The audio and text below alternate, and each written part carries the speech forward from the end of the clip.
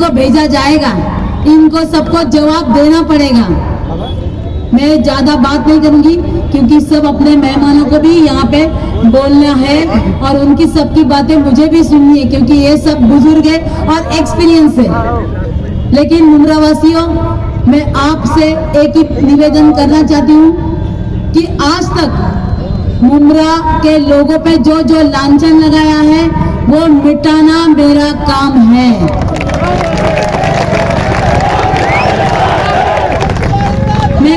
मेरा एक दोस्त था जो मुझे एक बात बताई उसने कि भाई मुझे उसको क्रेडिट कार्ड लेना था। उसने फॉर्म भरा, आईसीआईसीआई का फॉर्म भरा, क्रेडिट कार्ड चाहिए था करके, लेकिन उसको दिया नहीं क्योंकि उसका एड्रेस था मुमरा, ऐसे उसका एड्रेस था। उसने मुझे बोला कि ताई मुझे मिल नहीं रहा है। मैंने बोला क्यों? तो बोले मैं मुमरा में रहता हूँ, ब्लैक लिस्टेड है। तो अब की बार मुमरा ब्लैक लिस्टेड नहीं होगा, वो मुझे पता है। तो ये मुमरा की पहचान हम सब लोगों को बदलनी है। उनको ऐसे लगता है क्योंकि वो वो लोगों को ऐसे बताते हैं कि मुमरा में ऐसा है, मुमरा में वैसा है, लेकिन जिस दिन से मैं मुमरा में आ रही हूँ तो उस दिन से मुझे मुमरा में इतना प्यार मिल रहा है, इतना प्यार मिल रहा है कि पूछो मत, मुझे बात नहीं कर सकती। लेकिन फिर भी मैं एक बात रखना चाहती हूँ कि जिस दिन उद्धव साहब जी ने मेरा नाम डिक्लेयर किया, मैं तो सामान्य कार्यकर्ता हूँ शिवसेना की, फिर भी मुझे मेरी आंखों में आंसू नहीं आए। मुझे खुशी बहुत हुई, बहुत खुशी हुई। मुझे मेरी मम्मी की याद आई, मेरे पिताजी की याद आई, मुझे ऐसा बहुत अच्छा लगा। फिर भी मुझे रोना नहीं आया, मुझे ऐसे लगा नहीं। पता है क्यों? क्योंकि एक्टिंग नहीं आती ना, एक्टिंग नहीं आती। अभी मैंने देखा कुछ दिनों पहले मोदी जी ने तीसरी बार फॉर्म भर रहे, तीसरी बार, फिर भी आंखों में आंसू है भाई। बेचारे अपने अमिताभ बच्चन एकदम चुप हो रहेंगे, शर्म आती होगी कि भाई मैं भी इतनी अच्छी एक्टिंग नहीं कर पा रहा हूँ, लेकिन मोदी जी रोने की एक्टिंग तो बहुत अच्छी करे। मोदी जी, आपके आंसू तब कहाँ थे जब मणिपुर में हमारी बहनों को नंगा किया जा रहा था? आपके आंसू कहाँ थे जब हमारी रेसलर बहनें वहां पे जंतर मंतर पर बैठी थी? आपके आंसू कहाँ थे जब सब औरतें वहां पे झगड़ा कर रही थी जंतर मंतर पे? वहां पे आपके आंसू नहीं आए। आपके आंसू कहाँ गए जब आप जसोदा बहन जी को छोड़ के चले गए ऐसे ही बिना बात किए? इसलिए आपके झूठे आंसू आपके पास रखिए। अब हम लोगों ने तय कर दिया है, इस बार कल्याण लोकसभा में क्या जलेगी? मशाल। कल्याण लोकसभा में सिर्फ मशाल। तो मैं मुमरा वासियों को निवेदन करती हूँ कि ये 20 तारीख को सिर्फ मशाल पे वोट डालना और मुझे जिताना। धन्यवाद। जय हिंद, जय महाराष्ट्र, नमस्ते।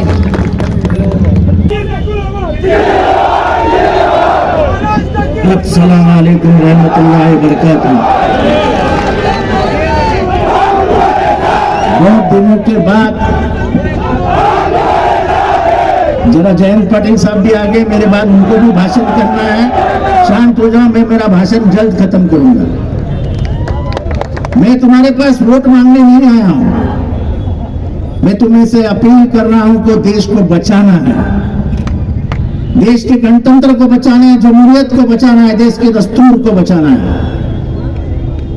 और अगर ये करना है तो फिर आपको 20 तारीख को यहाँ पे काली साई जो लगती है वो लगा के लेनी है। मुझे हाथ उठा के बताओ, लगाओगे कि नहीं लगाओगे?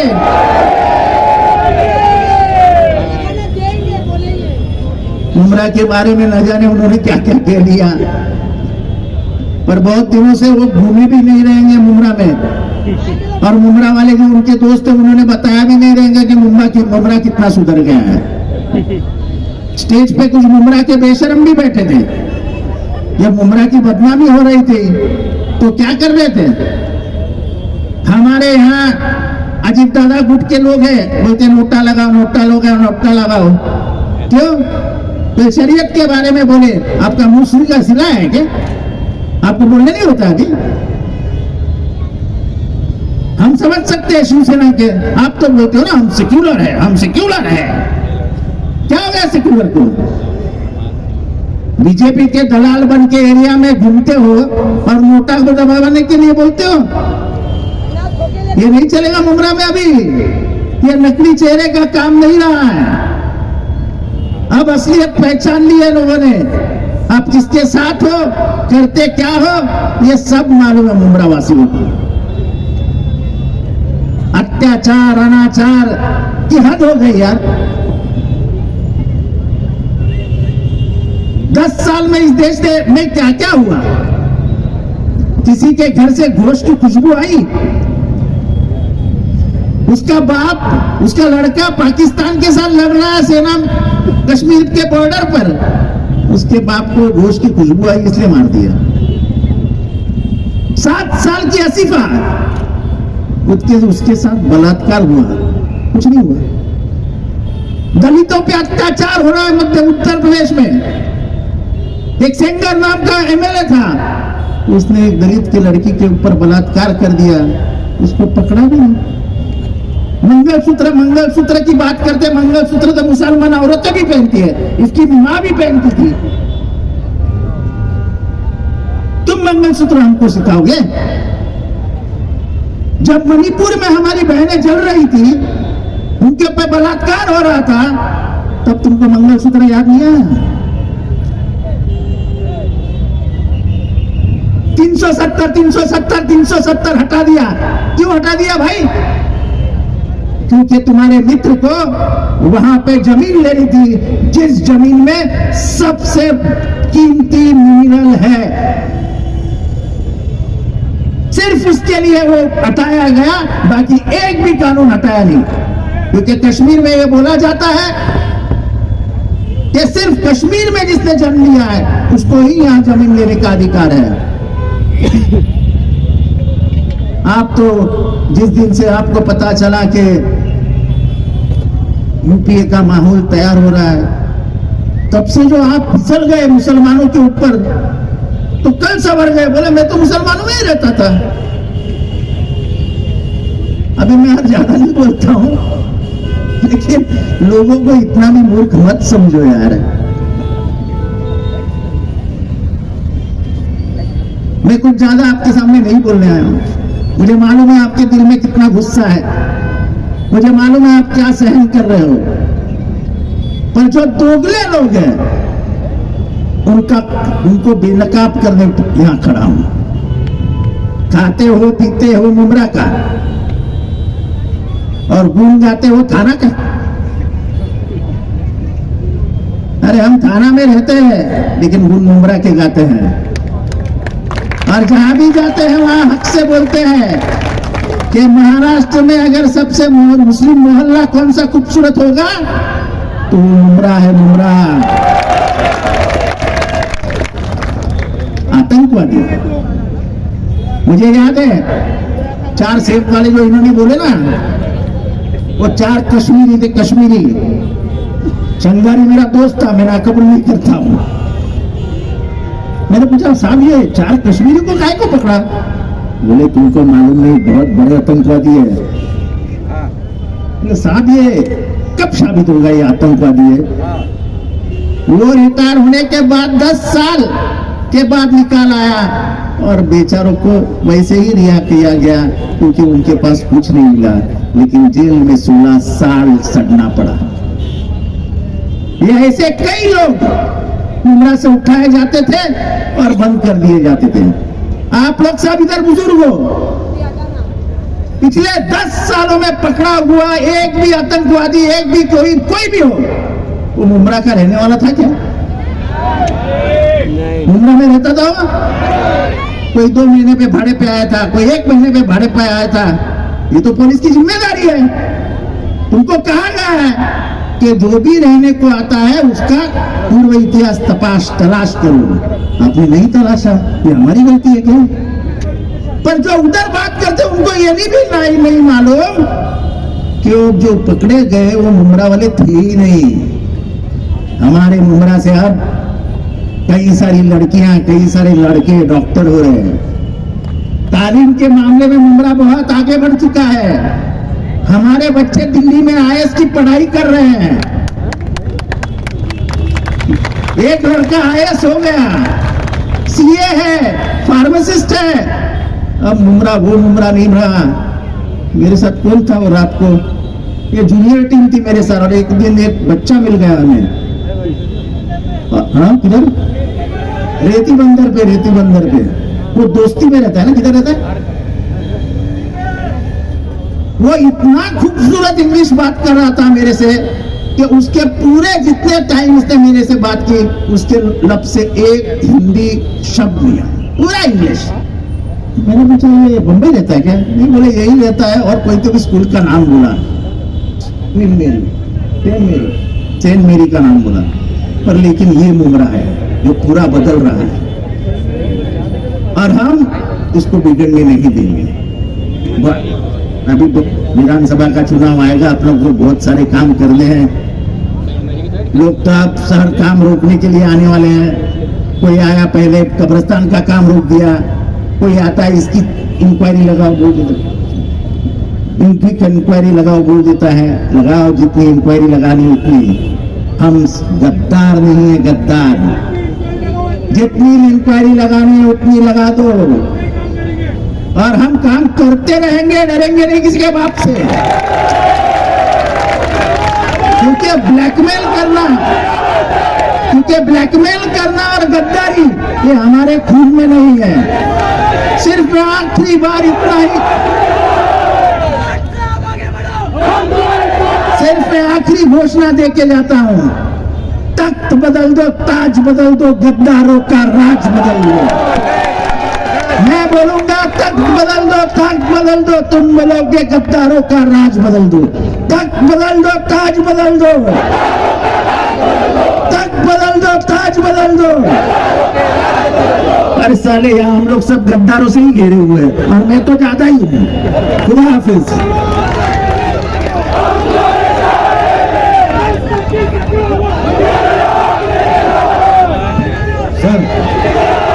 है या नहीं वो मुझे नहीं पता, लेकिन अब वक्त आ गया है कि थोड़ा सा बोला जाए लोगों को।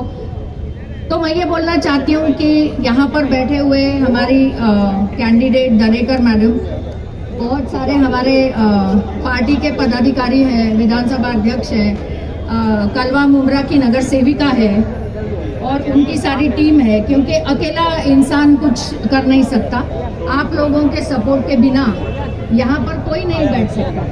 तो एक बार अपने खुद के लिए तो एक ताली बनती है कि नहीं? तो आप प्लीज एक बार अपने खुद के लिए तालियां बजाइए। तो ये बोलना चाहती थी कि देखिए, हम जब एक दूसरे से मिलते हैं इस देश में, जब दो लोग, उनकी हालत क्या है आप सबको मालूम है।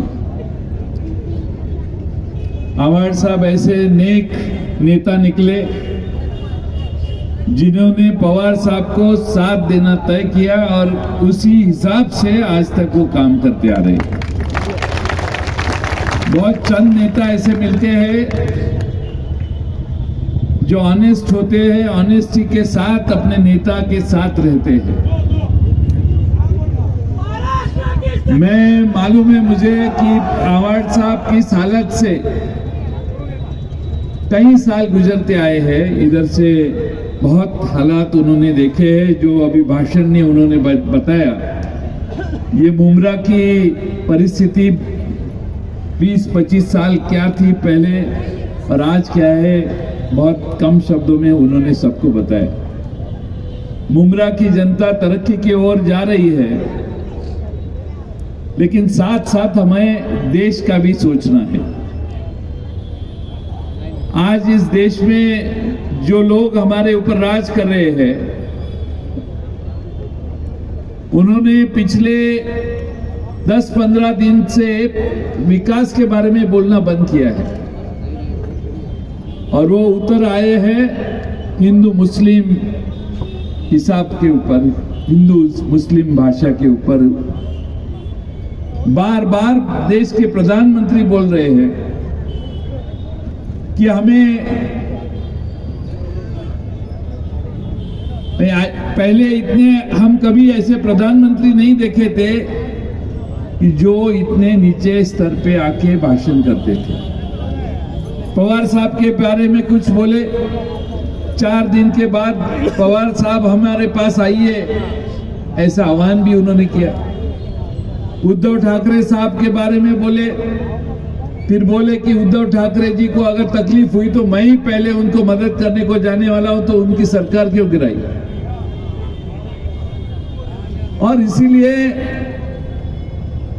आपको सब चीजें मालूम है। मैं सिर्फ आपको पार्टी का अध्यक्ष के नाते यही विनती करने को आया हूं कि उद्धव ठाकरे साहब के नेतृत्व में 2-2.5 साल हमारी सरकार इतनी अच्छी चली कि आज भी लोग उस सरकार को भूले नहीं है। और मुझे पूरा यकीन है कि 3-3.5 महीने के बाद जो विधानसभा की इलेक्शन आए, तो वो इलेक्शन, उस चुनाव में फिर एक बार शिवसेना, कांग्रेस और राष्ट्रवादी कांग्रेस के गठबंधन की सरकार सत्ता में आने वाली है। फिर एक बार आवाड़ साहब मंत्रिमंडल में काम करने वाले हैं, वो तो तय है। लेकिन उद्धव जी के साथ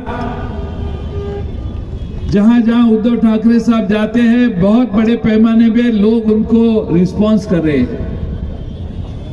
पवार साहब जाते हैं, बहुत बड़ी पैमाने पे लोग उनको फॉलो कर रहे हैं। महाराष्ट्र में पिछले 1.5 साल में 2 पार्टी तोड़ने का काम भारतीय जनता पार्टी ने किया। 2 पार्टी तोड़ने के बाद भी उनको समझ में आया कि अपनी मेजॉरिटी महाराष्ट्र में आने वाली नहीं, इसलिए उन्होंने इंजन वाली पार्टी को भी साथ में दिया। आज पूरे देश में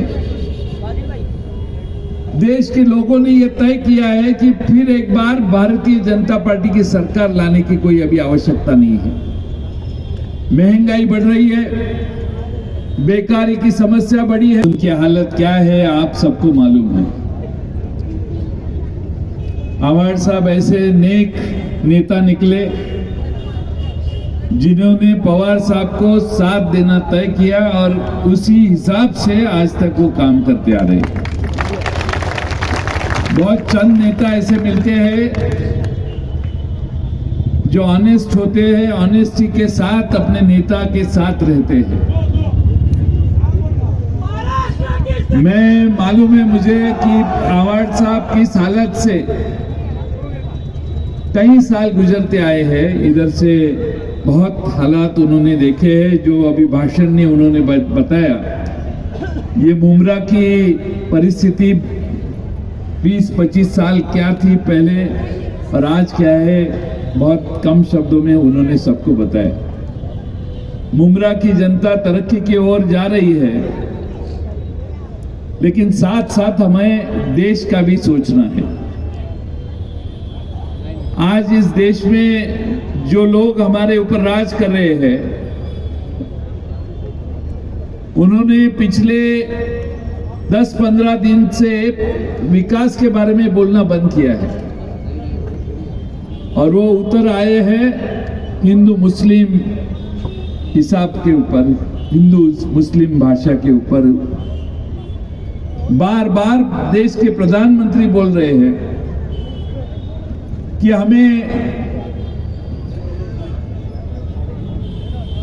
पहले इतने हम कभी ऐसे प्रधानमंत्री नहीं देखे थे कि जो इतने नीचे स्तर पे आके भाषण करते थे। पवार साहब के बारे में कुछ बोले, 4 दिन के बाद पवार साहब हमारे पास आइए ऐसा आह्वान भी उन्होंने किया। उद्धव ठाकरे साहब के बारे में बोले, फिर बोले कि उद्धव ठाकरे जी को अगर तकलीफ हुई तो मैं ही पहले उनको मदद करने को जाने वाला हूं, तो उनकी सरकार क्यों गिराई। और इसीलिए आपको सब चीजें मालूम है। मैं सिर्फ आपको पार्टी का अध्यक्ष के नाते यही विनती करने को आया हूं कि उद्धव ठाकरे साहब के नेतृत्व में 2-2.5 साल हमारी सरकार इतनी अच्छी चली कि आज भी लोग उस सरकार को भूले नहीं हैं। और मुझे पूरा यकीन है कि 3-3.5 महीने के बाद जो विधानसभा की इलेक्शन आए, तब वो इलेक्शन, उस चुनाव में फिर एक बार शिवसेना, कांग्रेस और राष्ट्रवादी कांग्रेस के गठबंधन की सरकार सत्ता में आने वाली है। फिर एक बार आवाज साहब मंत्रिमंडल में काम करने वाले हैं, वो तो तय है। लेकिन उद्धव जी के साथ जहां जहां उद्धव ठाकरे साहब जाते हैं, बहुत बड़े पैमाने पे लोग उनको रिस्पांस कर रहे हैं। पवार साहब जाते हैं, बहुत बड़ी पैमाने पे लोग उनको फॉलो कर रहे हैं। महाराष्ट्र में पिछले 1.5 साल में 2 पार्टी तोड़ने का काम भारतीय जनता पार्टी ने किया। 2 पार्टी तोड़ने के बाद भी उनको समझ में आया कि अपनी मेजॉरिटी महाराष्ट्र में आने वाली नहीं, इसलिए उन्होंने इंजन वाली पार्टी को भी साथ में दिया। आज पूरे देश में देश के लोगों ने यह तय किया है कि फिर एक बार भारतीय जनता पार्टी की सरकार लाने की कोई अभी आवश्यकता नहीं है। महंगाई बढ़ रही है, बेकारी की समस्या बढ़ी है। मैं एक आपको उदाहरण दूंगा। आप अगर 2 व्हीलर खरीदने को जाएंगे तो उसके ऊपर 28% जीएसटी है, 11% रोड टैक्स है, 2-2.5% आपको सेस लगता है। आप अगर बुलेट मोटरसाइकिल लेंगे तो 2 लाख की बुलेट आती है, 56,000 रुपया जीएसटी में जाता है। उसमें भी 350 सीसी के से जरा बड़ी बुलेट लेने को गए तो 28% का टैक्स 31% होता है। लेकिन आप अगर हेलीकॉप्टर लेने को जाएंगे तो हेलीकॉप्टर का जीएसटी 5% है, 5%। यानी गरीब अगर कुछ खरीदने को जाए तो उसके खिस्से से मैक्सिमम पैसा निकालने की ये जीएसटी की व्यवस्था हमें बदलनी होगी। आप कुछ भी लेने को जाओ, 50,000, 1 लाख में आप घर चलाते हो, तो 1 लाख रुपए जब आप खर्च करते हो तो उसमें से 18% जीएसटी में जाता है। आप सालाना 18,000 महीने का मल्टीप्लाई बाय 12 महीने इतना पैसा सरकार को देते हो। और इसीलिए आप थोड़ा सा सोच के इस बार देश में महंगाई किसके कारण आई है इसका विचार करो। मोदी साहब कहते थे कहीं पिछले कई महीने के पहले ईद में हमारे घर में मुस्लिम घरों से खाना आता था और वो कहते थे कि मुहर्रम में पंजा के नीचे से, ताबूत के नीचे से हम चलते थे। लेकिन पिछले महीने में जब उनको समझ में आया देश में अपनी मेजॉरिटी नहीं आती, तब वो हिंदू मुस्लिम लेवल पे आके पहुंच गए। उन्होंने ऐसा भी किया था कि मैं जिस दिन हिंदू मुस्लिम करूंगा तब मुझे सार्वजनिक जीवन में रहने का कोई हक नहीं है। लेकिन जब जब भारतीय जनता पार्टी हारने के दरवाजे पे खड़ी होती है, तब ये भारतीय जनता पार्टी के लोग अलग अलग चीजों का हेल्प लेते हैं। कल परसों नासिक में गए थे मोदी साहब, एक नौजवान ने कांधे के ऊपर उन्होंने सवाल पूछा खड़े रह के सभा में, भरी सभा में। तो वो ऑनियन के बारे में उसने किसान ने सवाल पूछा तो प्रधानमंत्री ने उसको पूछना चाहिए था तेरी क्या तकलीफ क्या है, लेकिन प्रधानमंत्री ने जय श्री राम का नारा लगाया। जहां सवाल के लिए जवाब नहीं है इनके पास, तब वो ऐसी जगह पहुंचते जहां भगवान के सिवा उनको कोई नहीं है। लेकिन मैं आपको पूरे दावे से कहता हूं कि महाराष्ट्र के 48 सीटों में से कम 15 सीटों तक मैं प्रचार के लिए जाके आया हूं। मैं यकीन से आज कह सकता हूं कि 20 तारीख को आखिरी राउंड और 2 तारीख को मुंबई के कुछ कॉन्स्टिट्यूंसी के, मेरे ख्याल से देश के कुछ कॉन्स्टिट्यूंसी में वोटिंग है। 4 जून को जब आप वोट काउंट करेंगे तो मुझे पूरा यकीन है कि इस देश में जो 400 के पार जाने की इच्छा जताते हैं वो 200 तक भी पहुंचेंगे नहीं, ये मेरा पूरा यकीन है। और भारतीय जनता पार्टी को हराने के बाद इंडिया गठबंधन आपको क्या करने वाली है, ये भी आप सोचना चाहिए। मैं जिस जीएसटी का आपको उल्लेख किया अभी, वो जीएसटी की पूरी व्यवस्था हम दुरुस्त करेंगे, ये हमारा वादा है, इंडिया गठबंधन का वादा है। हमारे वक्त वैल्यू एडेड टैक्स था, चप्पल, कपड़े, साड़ी, इसके ऊपर हमने टैक्स नहीं लगाया था। लेकिन अभी आप कुछ भी खरीदो, सब चीजों के ऊपर आपको जीएसटी लगता है। मैं वादे से कहता हूं कि हम जब सत्ता में आएंगे तब ये जीएसटी की व्यवस्था ऐसी बदल पाएंगे कि हमारे देश में जो गरीब लोग हैं वो जीएसटी कम से कम भरे और जो अमीर लोग हैं वो ज्यादा से ज्यादा जीएसटी भरे। अभी आपको मैं पूरे दावे से कहता हूं कि कांग्रेस के और राष्ट्रवादी के मैनिफेस्टो में हमने लिख के रखा है, कमिटमेंट दिया है कि इस देश में गरीब से गरीब जो घर है उसकी जो महिला है उस बहन को कभी तकलीफ नहीं होनी चाहिए कि कल मेरे घर में क्या होगा, मैं खाना कैसे पकाऊं। इसलिए हमने कमिटमेंट दिया है कि 1 लाख रुपया सालाना गरीब से गरीब घर वाले जो है उनके घर में 1 लाख रुपया हम देंगे, सरकार देगी।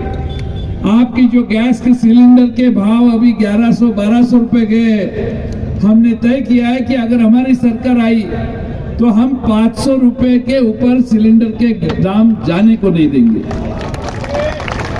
हमने ये तय किया है कि जहां आवाड़ साहब ने जो जिक्र किया, अपने लोग बहुत सारे बीए होते हैं, उनके साथ हमारे ब्लॉक प्रेसिडेंट बबलू शिमला जी भी पूरी ताकत के साथ में आए हैं, हम उनका इस्तकबाल करते हैं।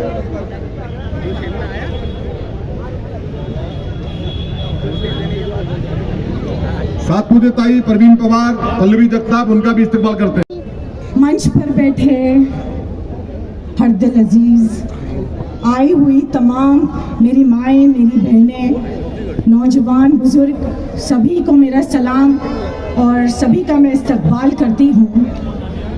और जैसे कि आप सब जानते हैं कि आने वाली 20 तारीख का जो चुनाव है वो सिर्फ मेरा और आपका नहीं, ये पूरे देश का चुनाव है। ये जो चुनाव है, ये चुनाव डिसाइड करेगा हमारे मुस्तकबिल को, ये देश के मुस्तकबिल को बदलने का चुनाव है। इस देश के मुस्तकबिल को बदलने का जनता के हाथ में है। ज्यादा से ज्यादा वोट करें और इस देश के मुस्तकबिल को संवारें।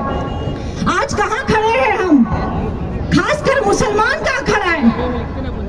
हमारे देश के प्रधानमंत्री, देश आजाद होके 75 इयर्स हो गया है और मुसलमानों से पूछते हैं कि आपका वजूद क्या है। हम पर CAA, NRC, NPR जैसे कानून लागू करने की कोशिश कर रहे हैं। अरे तो मैं आपको बताते चलूं मुसलमानों का क्या कंट्रीब्यूशन है। मुसलमानों ने लाल किला दिया, मुसलमानों ने सानिया मिर्जा दिया, मुसलमानों ने आपको सुल्तान,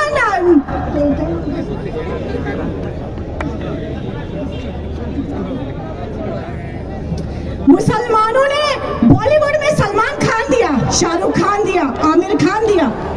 और पूछते हो मुसलमानों ने क्या दिया? वीर अब्दुल हमीद दिया, अब्दुल कलाम आजाद दिया, अरे और क्या नहीं दिया? इस देश को आजाद देते वक्त मुसलमानों ने अपना खून दिया, अपना लहू दिया, अपना पसीना दिया। सब कुछ तो दिया, फिर भी पूछते हैं मुसलमानों ने क्या दिया। मुसलमान मोमीन है, उम्मत रसूल में पैदा हुआ है, हिंदुस्तान की मिट्टी में पैदा हुआ है और मरेगा भी हिंदुस्तान की मिट्टी में। और जब तक इस देश में रहेगा वफादार रहेगा, वफादारी से मरेगा। मानते कि नहीं मानते आप लोग?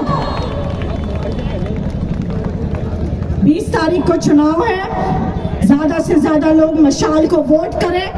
अगर आप चाहते हो कि हमारे देश में अमन और शांति रहे, भाईचारा का पैगाम रहे, एकता का पैगाम रहे, हमारी नौजवान नस्लें बर्बाद ना हो, तो ज़रूरत है हमें ज़्यादा से ज़्यादा वोट करने की। एक शेर अर्ज करूँगी, वतन सोने की चिड़िया है मगर वो खाक कर देगा। वतन सोने की चिड़िया है मगर वो खाक कर देगा, ज़मीन हिंद के हर जर्रे को नापाक कर देगा। गुजारिश है मेरी इससे हुकूमत छीन लो, वरना लगा कर आग नफरत की वो सब कुछ राख कर देगा। बस इतना ही कहूंगी, दुआ में याद रखें 20 तारीख को वैशाली दारेकर मैडम जो कैंडिडेट है हमारे शहर से ज्यादा वोट मशाल को करें। अल्लाह हाफिज।